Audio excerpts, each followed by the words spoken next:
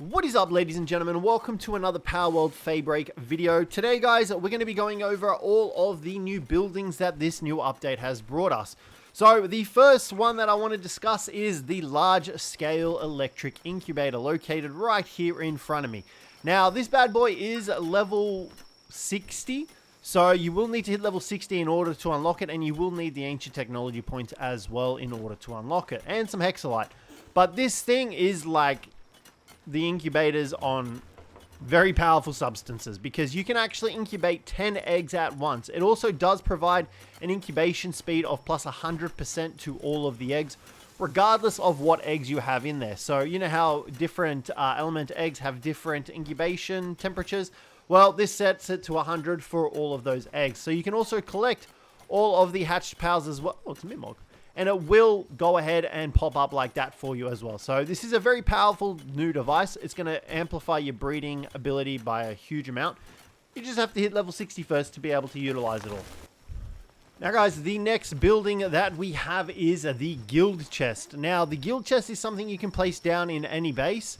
And as long as you're in a guild, those items are shared across the chest. So this guild chest is actually located over here as well. I've chucked some items in there, and I can access these items at this base or any base that has a guild chest or a guild chest location anywhere, because you can build these guys out in the open world. So if you want to chuck one of these down to get access to your items that are in this guild chest, you can do so. So it's a really nice thing to have, and I'm glad that they're going towards being able to link the bases together with items. I think it's a really good thing to do between your bases. So, next up, guys, we have the item retrieval machine. Now, this thing, honestly, I love, because storage and everything is a pain in the butt, but having this makes life so much easier. So, the item retrieval machine actually allows you to search for and take any item from any chest within your base. So, this essentially runs through all of the chests in your base area, and you can pull or put in whatever you would like as well. You can actually put items into this as well. You can see there, we are able to put those items away. So, as long as you've got storage space available, if you don't have storage space available, you won't be able to put items in. But you can pull any item out from any of your chests, which is really great. Now, I don't believe pals can actually access this, though, so keep that in mind as well.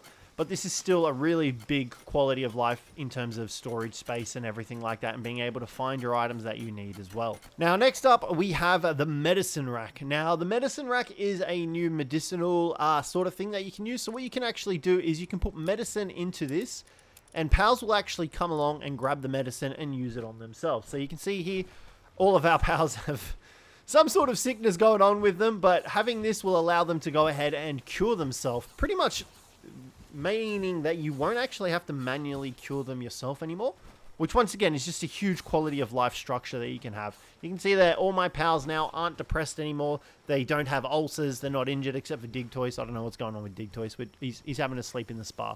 So this is a really cool new item, and I'm really glad that they've implemented this as well, because it just makes things a lot easier, a lot less management side of things.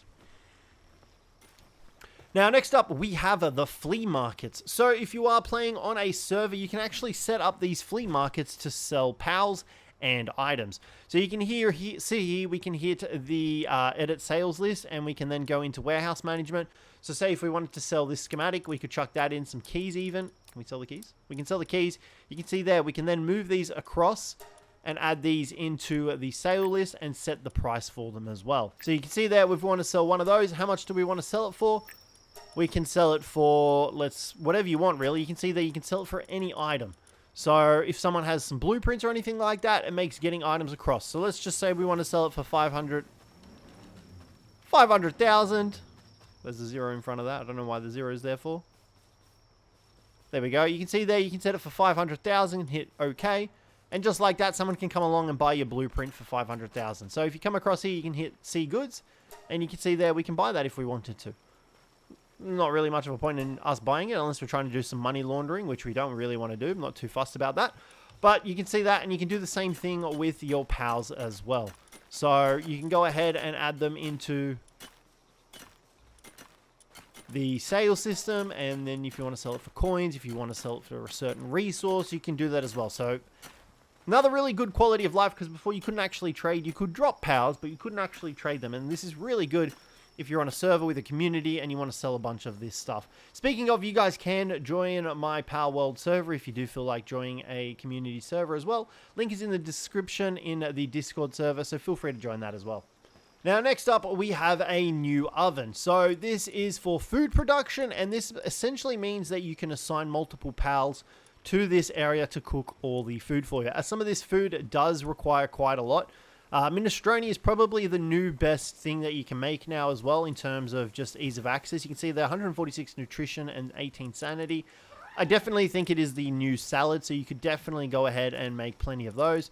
But you can see here, if we want to set some production up, we can do that, and we'll get multiple pals coming across to burn this. So you can have multiple pals operating this as well, which is the new big thing for it as well. Although our other Phaleris is a little preoccupied at the moment.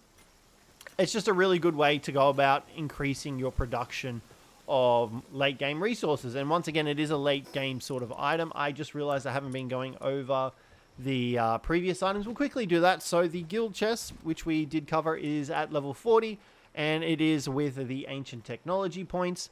The item retrieval machine is also at level 49. It's a standard one. You do need palmetal ingots and palladium fragments, so it will be a little bit of time before you actually get that one. The medicine rack, however, is learnt at a lower level, which is really good because the sooner you get this, the better it is going to be for your pals. You can see the resources required there as well. And then we have the flea market as well, which is learnt at level 22. Very easy to make these guys as well. And then the oven is learnt at level 49. It does require a bit of resources, but nothing that you shouldn't have already. So you can see there multiple pals can cooperate to cook together. Next up, we have the gigantic furnace. So the gigantic furnace is pretty much the same version of the oven, except just for smelting ores.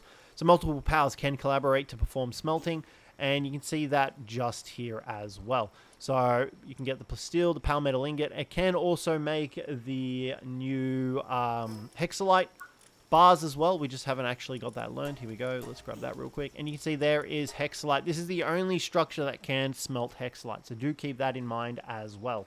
Now, next one, this is huge. So this is the skill fruit orchard. Now, the skill fruit orchard is learnt at level 48. And what this allows you to do, it allows you to farm skill fruit in your base.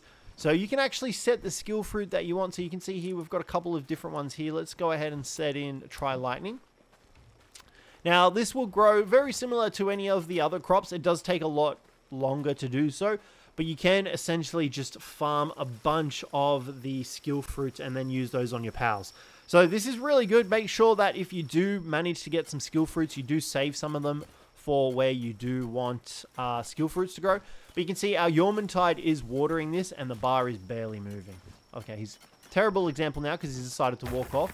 But it does take a little bit of time for this to produce more skill fruits. So just keep that in mind when you are going out and gathering these skill fruits. Now, next up, we have the gold coin assembly line. So this is learned at level 48. It does require a little bit of palmetal ingots. However, this does cause quite a bit of sanity drop in the pals. So you can see this is it here. And essentially all you do is turn ingots into coins. So you can see there we can get quite a lot of gold from all of that. So about 30,000 gold from our 3,000 ingots. It's just a way for you to get rid of any excess ingots that you have and transport it into coins. However, do take note, it will affect your pal's sanity. However, if you've got decent food coming in, you've got plenty of meds coming in, you shouldn't have an issue to worry about. You can see here the watering of this is taking a very long time. So keep that in mind if you're going about going the skill fruit orchard. Now, next up, we have the ladder, a very basic one. However, this does allow you to climb up without the need for stairs. So you can see there, I don't know if that's actually, I'm guessing that's intended, but like you can also just do that up the side of the wall. So I'm not entirely sure if there's a button you're supposed to press to actually climb this. Because as far as I can see, there isn't a button that you can press. So I'm not too sure about that.